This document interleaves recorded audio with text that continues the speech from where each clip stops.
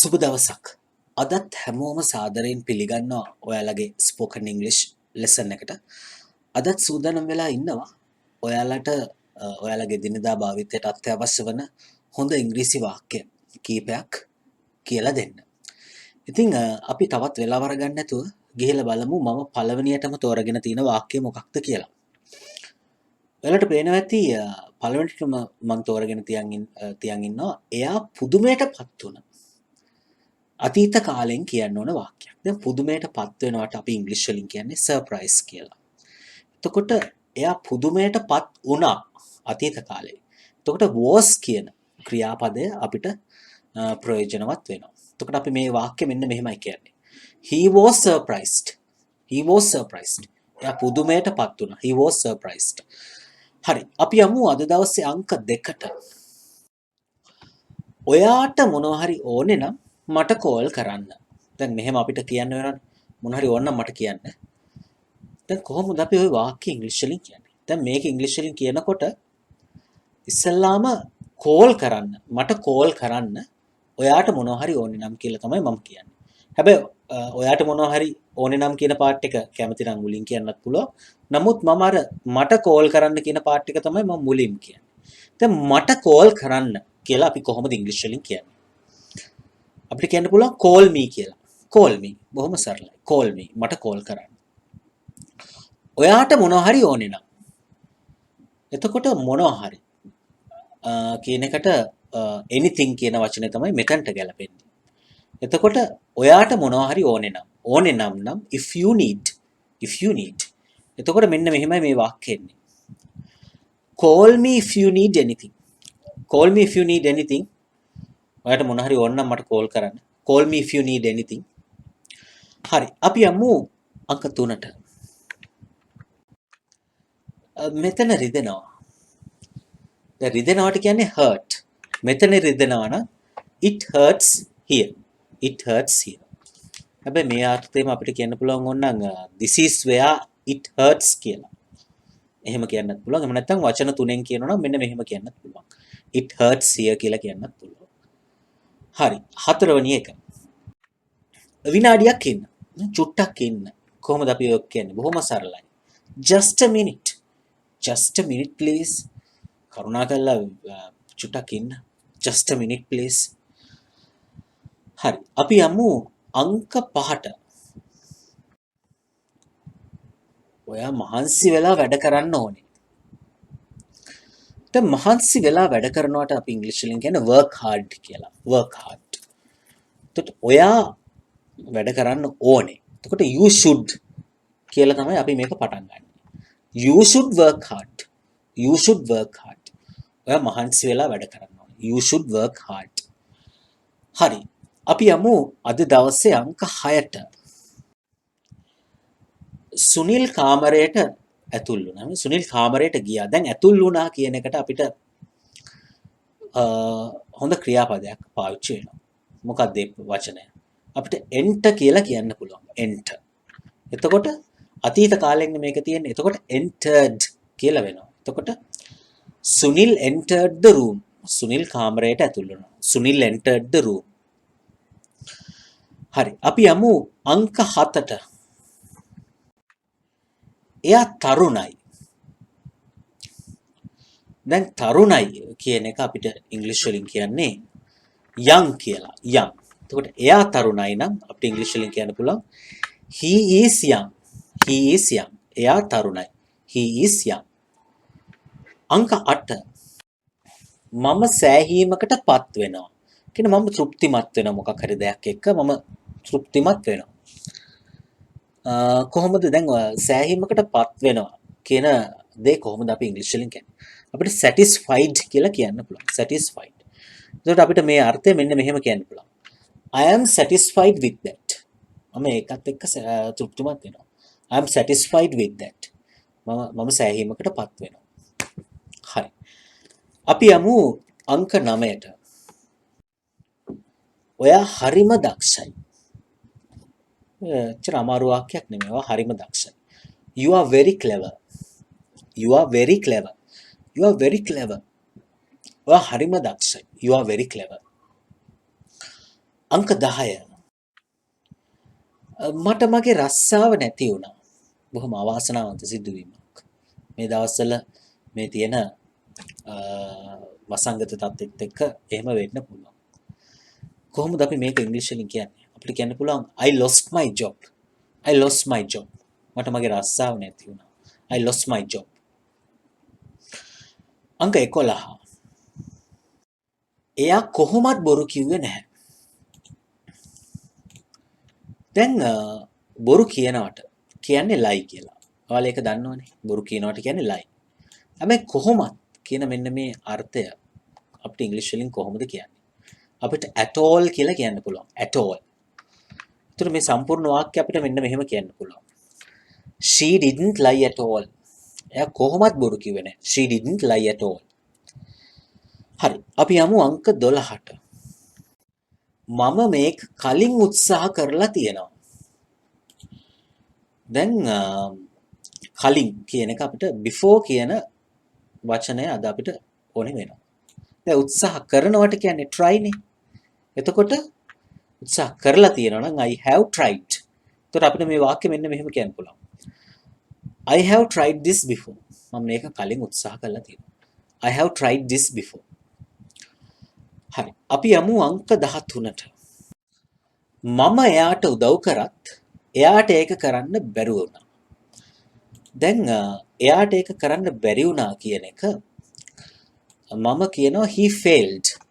ඒක කරන්න බැරි වුණා. දැන් මේ fail කියන එක ලංකාවේ ගොඩක් භාවිතා වෙනවා. he failed කියන්නේ එයාට බැරි වුණා කියන එක. he failed. එයාට ඒක කරන්න බැරි වුණා. මම එයාට උදව් කරා. even though I helped him. even though I helped him. එතකොට අපිට සම්පූර්ණ වාක්‍ය මෙන්න මෙහෙම කියන්න පුළුවන්. He failed even though I helped him. මම එයාට උදව් කරත් එයාට ඒක කරන්න බැරුව ගියා. He failed even though I helped him. හරි. අපි යමු අංක 14ට. ඇයි ඔයා මට ආයෙ පාරක් බොරු කිව්වේ? දැන් බොරු කියනවට කියන්නේ lie නේ. ඒක ඔයාලා දන්නවා. මට මේ වාක්‍ය වලට කියලා දෙන්න ඕන පාර්ට් එක තමයි මෙන්න මේ ඇයි කියන එක. දැන් මේ ඇයි කියන එක අපි පොදුවේ ඉංග්‍රීසි වලින් කියන්නේ why කියලා. නමුත් මම ඔයාලට අද අලුත් දෙයක් කියලා දෙනවා how come. දැන් මේක සමහර අය දන්නේ නැහැ. හැබැයි ඉංග්‍රීසි භාවිතේ ඔයාලට ඇහිලා ඇති සමහර අයට ඇහිලා ඇති ඕන තරම් why කියන එක වෙනුවට how come කියන මෙන්න මේ වචන දෙක භාවිතා කරනවා. එකකින් අදහස් කරන්නේ why කියන එකම තමයි. එතකොට අපි why කියන එක නොදා අපිට මෙන්න මෙහෙම මේ ප්‍රශ්නේ අහන්න පුළුවන්. How come you lied to me again? ඇයි මට ආයෙ පාරක් බොරු කිව්වේ? How come you lied to me again? හරි. අපි යමු අංක 15ට. එයාලා ප්‍රශ්න අහන්න පටන් ගත්තද? දැන් ප්‍රශ්න අහනවට අපි ඉංග්‍රීසි වලින් කියන්නේ ask questions කියලා. ask questions. එතකොට එයාලා ප්‍රශ්න අහන්න පටන් ගත්තා නම් did they start කියලා තමයි අපි වාක්‍ය පටන් ගන්නවා. එතකොට මෙන්න මෙහෙමයි මේ වාක්‍යය එන්නේ. Did they start asking questions? Did they start asking questions? එතකොට දැන් එයාලා ප්‍රශ්න අහන්න පටන් ගත්තද කියන එක ඔයාලට සංවාදෙදී මෙන්න මෙහෙම අහන්න පුළුවන්. Did they start asking questions? එයාලා වගේ ප්‍රශ්න අහන්න පටන් ගත්තද? Did they start asking questions? හරි. අපි යමු අංක 16ට. එහෙ ජීවත් වෙන්න ආරක්ෂිතද? දැන් ආරක්ෂිතද කියන එක අපිට ඉංග්‍රීසි වලින් safe කියලා අපිට අහන්න පුළුවන්. එතකොට ආරක්ෂිතද කියලා අපි ඉංග්‍රීසි වලින් අහන්නේ is it safe කියලා. is it safe? දැන් මොකටද ආරක්ෂිත? එහෙ ජීවත් වෙන්න. to live there. to live there. එතකොට අපිට මෙන්න මේ ප්‍රශ්නේ මෙන්න මෙහෙම අහන්න පුළුවන්. is it safe to live there? ඒ ජීවත් වෙන්න ආරක්ෂිතයිද? Is it safe to live there? හරි. අපි යමු අංක 17ට. ඔයා මොන රටවල් වලටද ගිය අවුරුද්දේ ගියේ? දැන් මොන රටවල් වලටද කියන එක අපි ඉංග්‍රීසි වලින් අහන්නේ කොහොමද? What countries කියලා තමයි වාක්‍ය පටන් ගන්න ඕනේ. What countries? එතකොට දැන් මම මේ ගියා කියන එකෙන් අදහස් කරන්නේ බලන්න ගියා කියන එක. ඒ කියන්නේ visit කියන වචනය තමයි අපිට ප්‍රයෝජනයට ගන්න ඕනේ. එතකොට අපි දැන් මේ ප්‍රශ්නේ මෙන්න මෙහෙමයි අහන්න ඕනේ. What countries did you visit last year? ඔයා මොන ගිය අවුරුද්දේ මොන රටවල් වලටද බලන්න ගියේ? What countries did you visit last year? හරි. අපි යමු අංක 18ට. ඔයා මේ ප්‍රදේශයට ඇතුල් වෙන්න එපා. දැන් ඇතුල් වෙනවට හොඳ වචනයක් මම කලිනුත් ඔයාලට කියලා දුන්නා. enter කියන වචනය. enter. ඇතුල් වෙන්න එපා. don't කියලා වාක්‍ය පටන් ගන්නත් පුළුවන්. හැබැයි මම you mustn't කියලා කියනවා. You must not enter this area. ඔයා මේ ප්‍රදේශයට ඇතුල් වෙන්න එපා. You must not enter this area. හරි. අපි යමු අංක 19ට. නටන එක හරි විනෝදයි. දැන් නටනවට අපි කියන්නේ dance නේ. නටන එක නම් dancing වෙනවා. නාමපදයක් විදිහට තමයි එන්නේ. එතකොට dancing is fun. dancing is fun. නටන එක විනෝදයි. dancing is fun. හරි. අපි යමු අංක 20ට. දුවනවා වෙනුවට හයියෙන් ඇවිදින්න. දැන් මේ වාක්‍ය අපි ඉංග්‍රීසි වලින් කියනකොට මෙන්න මේ හයියෙන් ඇවිදින්න කියන කෑල්ල තමයි අපි ඉංග්‍රීසි වලින් ඉස්සල්ලාම කියන්න ඕනේ. දැන් හයියෙන් ඇවිදින්න කියලා අපි ඉංග්‍රීසි වලින් කියන්නේ walk fast. walk fast. දුවනවා වෙනුවට. දැන් මෙන්න මේ වෙනුවට කියන වචනය කොහොමද අපි ඉංග්‍රීසි වලින් කියන්නේ? instead කියලා තමයි අපි ඉංග්‍රීසි වලින් කියන්නේ. instead. දුවනවා වෙනුවට නම් instead of running. instead of running. එතකොට සම්පූර්ණ වාක්‍ය අපිට මෙන්න මෙහෙම කියන්න පුළුවන්. walk fast instead of running. walk fast instead of running. එතකොට සම්පූර්ණ වාක්‍ය ඔයාලට සංවාදිතයි මෙන්න මෙහෙම කියන්න පුළුවන්. walk fast instead of running. දුවන වෙනකොට හයියෙන් ඇවිදින්න. walk fast instead of running. හරි. අපි යමු අංක 21ට. ඔයා කියන දේ මට තේරෙනවා. මට තේරෙනවා ඔයා කියන දේ. මට තේරෙනවා. කොහොමද අපි ඉංග්‍රීසි වලින් කියන්නේ මට තේරෙනවා කියලා? I understand. I understand. ඔයා කියන දේ. What you are saying. What you are saying. එතකොට අපි සම්පූර්ණ අර්ථය අපිට මෙන්න මෙහෙම කියන්න පුළුවන්. I understand what you are saying. I understand what you are saying. ඔයා කියන දේ මට තේරෙනවා. I understand what you are saying. හරි අපි යමු අංක 22. ඔයා කියවන පොත මොකක්ද? දැන් පොත මොකක්ද කියන එකෙන් තමයි අපි මේ වාක්‍ය පටන් ගන්න ඕනේ. පොත මොකක්ද? කොහොමද අහන්නේ ඉංග්‍රීසි වලින්? What is the book? What is the book? ඔයා කියවන. You are reading. You are reading. එතකොට ඔයාලට පේනවා ඇති what is the book that you are reading. අපි මේ that කියලා වචනයක් මැද්දේ දාලා තියෙනවා. ඒකට හේතුව තමයි මෙතන වාක්‍ය දෙකක් තියෙනවා. what is the book කියන එකයි you are reading කියන එකයි. මේ that කියන වචනයෙන් තමයි ඔය වාක්‍ය දෙක සම්බන්ධ වෙන්නේ.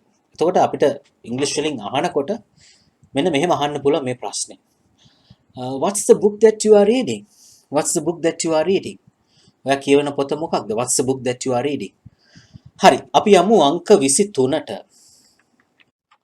මට සල්ලි තිබුණා නම් මට මේ ෆෝන් එක මිලට ගන්න තිබුණා. දැන් ෆෝන් එක සල්ලි තිබිලත් නැහැ, ෆෝන් එක අරගෙනත් නැහැ. ඕනෝකනේ එකෙන් කියවෙන්නේ. ඉතින් මේක ඇවිල්ලා උපකල්පිත වාක්‍යයක්. එහෙම නැත්නම් අපි ඉංග්‍රීසි වලින් කියනවා hypothetical කියලා. hypothetical. දැන් මේක ටිකක් අමාරු වාක්‍යයක්. මට සල්ලි තිබුණා නම් මට මේ ෆෝන් එක ගන්න තිබුණා. දැන් මට ඉස්සෙල්ලාම ඔයාලා කොලයක් අරගෙන මේ දේවල් ලියා ගන්නවා නම් උත්සාහ කරලා බලන්න පුළුවන් මෙන්න මේ මට සල්ලි තිබුණා නම් කියන කෑල්ල කොහොමද අපි ඉංග්‍රීසි වලින් කියන්නේ කියලා. අපිට කියන්න පුළුවන් if I had money කියලා. if I had money. එහෙම නැත්නම් if I had money කියලා had දෙපාරක් දාන්නත් පුළුවන්. මම කතා කරන ඉංග්‍රීසි නිසා had එක දෙපාරක් දාන්නේ නැහැ. එක had එකක් විතරයි දාන්නේ. if I had money ඊට පස්සේ මට මේ ෆෝන් එක ගන්න තිබුණා. අනේ ඒක තමයි ටිකක් අමාරු කෑල්ලකට එන්නේ. කොහොමද ඒ කෑල්ල කියන්නේ? මේ පාර්ට් එක අපි ඉංග්‍රීසි වලින් කියන්නේ. I would have bought this phone. අන්න එහෙමයි එන්නේ. I would have bought this phone. එතකොට මේ වාක්‍ය මෙන්න මෙහෙම සම්පූර්ණයෙන්ම අපිට කියන්න පුළුවන්. If I had money, I would have bought this phone. If I had money, I would have bought this phone. හරි.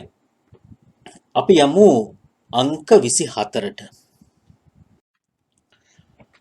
කොච්චර හොඳද මම ඒක මිලට ගත්තා. කොච්චර හොඳද? I wish කියලා අපිට වාක්‍ය පටන් ගන්න පුළුවන්. කොච්චර හොඳද මම ඒක මිලට ගත්තා නම්. I wish I had bought it. I wish I had bought it. කොච්චර හොඳද මම ඒක ගත්තා නම්. I wish I had bought it. පොඩි දුකක් හිතේ තියෙනවා. ඒක ගත්තේ නැති හින්දා. ගත්තා නම් හොඳයි. I wish I had bought it. හරි. අද දවසේ අවසාන වාක්‍යය. ඔයා මට උදව් කරන්නේ නැත්නම් මට මේක ඉවර කරන්න බෑ. ඔයා මට උදව් කරන්නේ නැත්නම් කියන එක කොහොමද අපි ඉංග්‍රීසි වලින් කියන්නේ? If you don't help me. If you don't help me. ඔයා මට උදව් කරන්නේ නැත්නම්. If you don't help me. ඊට පස්සේ තියෙන පාර්ට් එක මට මේක ඉවර කරන්න බෑ. ඉවර කරනවට අපිට ඕන කරන ක්‍රියාපදේ තමයි finish. මට මේක ඉවර කරන්න බැරි නම් I can't finish this. I can't finish this. එතකොට සම්පූර්ණ වාක්‍ය මෙන්න මෙහෙමයි කියන්නේ. I can't finish this if you don't help me. හැබැයි මේ if you don't කැල්ල ඔයාලට කැමති නම් මුලට දාලා කියන්නත් පුළුවන් දෙකෙන්ම එකයි. ඔන්න මෙහෙම කියන්න පුළුවන්. If you don't help me I can't finish this කියලා කියන්නත් පුළුවන්. එහෙම නැත්නම් I can't finish this if you don't help me කියලා කියන්නත් පුළුවන්. දෙකම හරි. හරි. එහෙනම් අදත් හොඳ වාක්‍ය 25කට ආසන්න ප්‍රමාණයක් ඉගෙන ගත්තා. ඉතින් අවසාන හරිය ටිකක් සංකීර්ණ මත් නෙමෙයි ටිකක් ව්‍යාකරණ පැත්තට බර වාක්‍ය ටිකක් ඔයාලට හම්බුණා. ඉතින් මේවා පුරුදු පුහුණු වෙන එකේ තියෙන වටිනාකම තමයි මේවා අපිට ඉංග්‍රීසි කතනයේදී නිරන්තරයෙන් අවශ්‍ය වෙනවා. ඉතින් ගෙදර ඉන්න ගමන් ලියලා පුරුදු පුහුණු වෙන්න. මොකද මේවා ඔයාලට අත්‍යවශ්‍ය වෙනවා අනාගතයේදී. හරි. අපි එහෙනම් මේ වගේම හොඳ වීඩියෝ එකක් එක්ක නැවතත් ඔයාලව හම්බෙන්න. වීඩියෝ එකත් එක්ක රැඳිලා හිටියට ගොඩක් ස්තුතියි.